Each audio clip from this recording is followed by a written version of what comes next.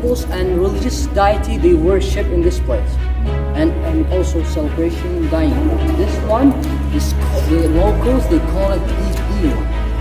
Alright, this is used to be Nabateans they gather around as a way to celebration in here, and then you get 13 people as a gathering. Now we have some inscription by the Nabateans. They're using Arabic alphabet, and then they gather here as the high official of the Nabateans. This hall used to be the big water. The water comes from this area called the sea. This road called the sea, they enter it, they carve it some area by the water, and then they store the water over there, and they use it for celebration. So they put something deity as well. Okay?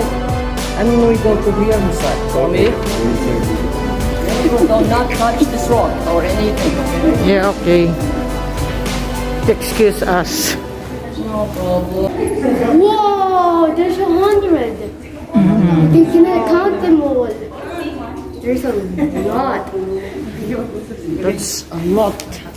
No, Guys, you cannot count them. people they just walk and then suddenly they fall down. Which one? This rock. This is a deity. They call it a person who came from Busra, which is a city So in long Lebanon. time ago. They established their own deity called ALULA. Alright? Bushara, it means that they worship their famous god, and most of the tombs you will see it on the next side holding the seagull. If you stand over there, you see something like a line. This one, a water. Yeah. Water direction. When the rain in their time, the water all the way from here, and then some hole, and then they store the water for religious purpose. Okay? So they store it for something like drink water or the religious purpose. Here. Another temple. This one like a temple. Like a temple. It looks like a house and a They temple. put the water and they use it for religious purpose. And then after they finish, excuse me, sorry, but this one, another we have to finish on. But this one, they sit in over there. After they finish their worship or sacrifice or something like that, they sit in over there and they drink. They drink water. Probably. Came from here? And this one, in the corner, do you see something more detail on the corner, the sanctuary? Yes. Here, caused by erosion, by the air, because the air comes, more damage this side, plus the factions if you will. So this is one. On the top, yeah, this is lots of temple. This is not only that, but some other been damaged, some other like holes, and then some sort of size. Okay. Excuse me. Come back here because we're gonna hear. This is what it looks like. Now behind us, you have some inscription. You can see inscription from different periods. So don't worry about that. But I will show you something. There's a graffiti of camels or humans. Where? Over there. Just come where I'm moving, okay?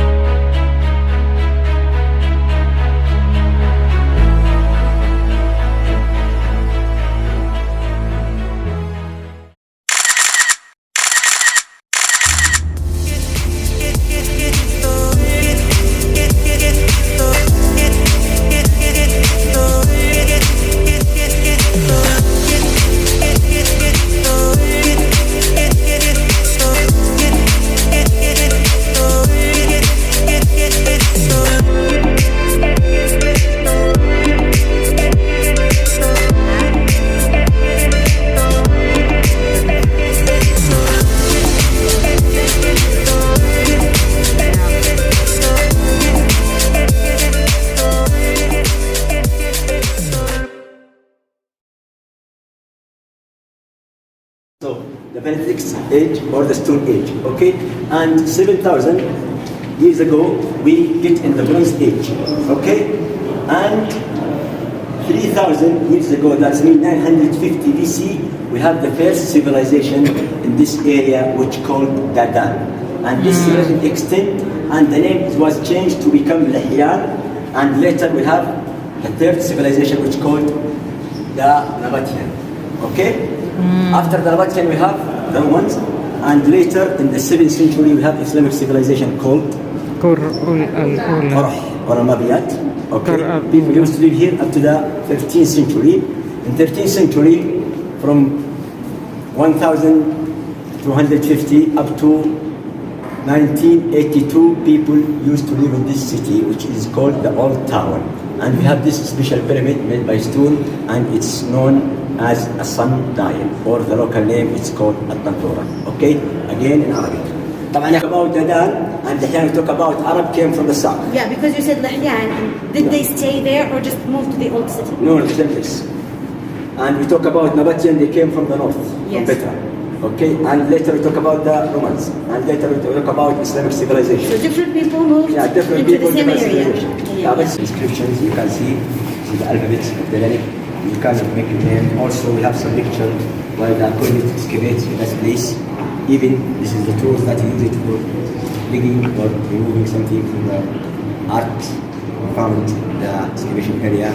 Also, this stone, you can see it and touch it, and you can feel how they made the statues. And واحنا العرب لو ما نحضر نمط الصرف مش عربي نمط هنا مكتوب عاصي هنا عاصي.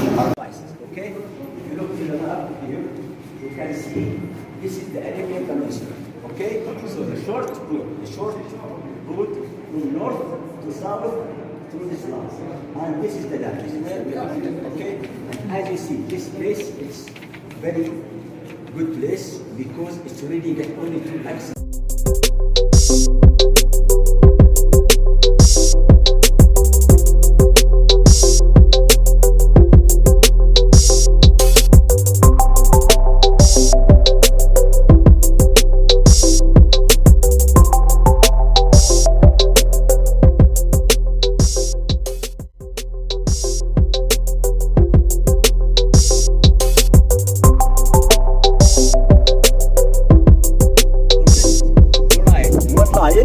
The fifth or get 2 lions at the top. So that's what we call lions tombs. Okay? The fifth or from the left. If you can see, we have a pillars there. At the back. Yeah, count 2 lions. The fifth one from the left, it's got 2 lions at the top. See it?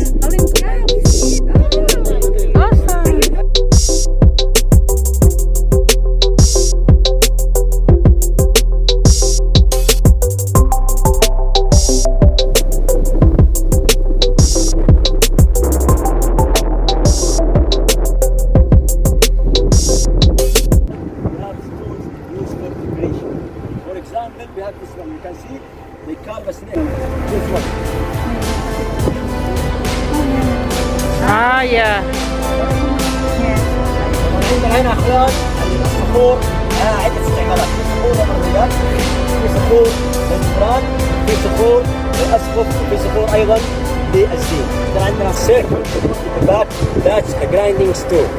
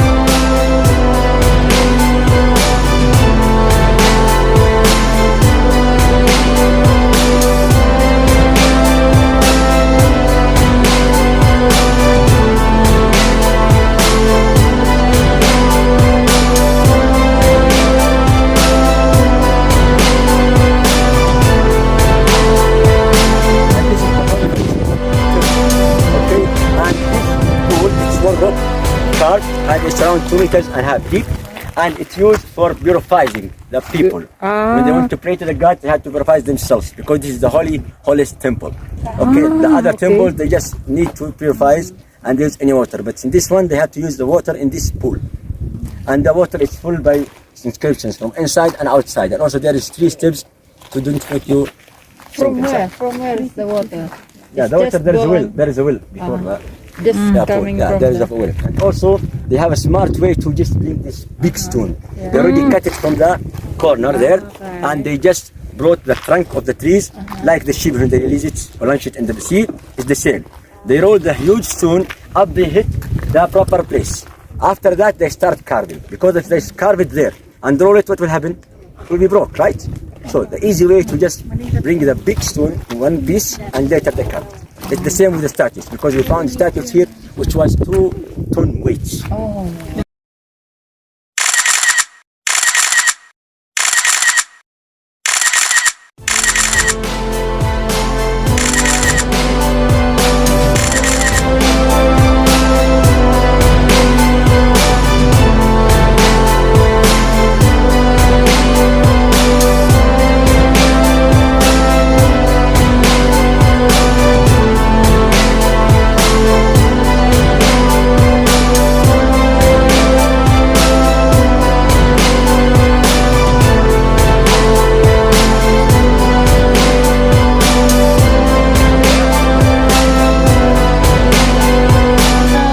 You were in the den, and now we The are in den. IKMA. IKMA, we call it the open library. It's like an Open book library. and read about the civilization. We have here around 200 inscriptions.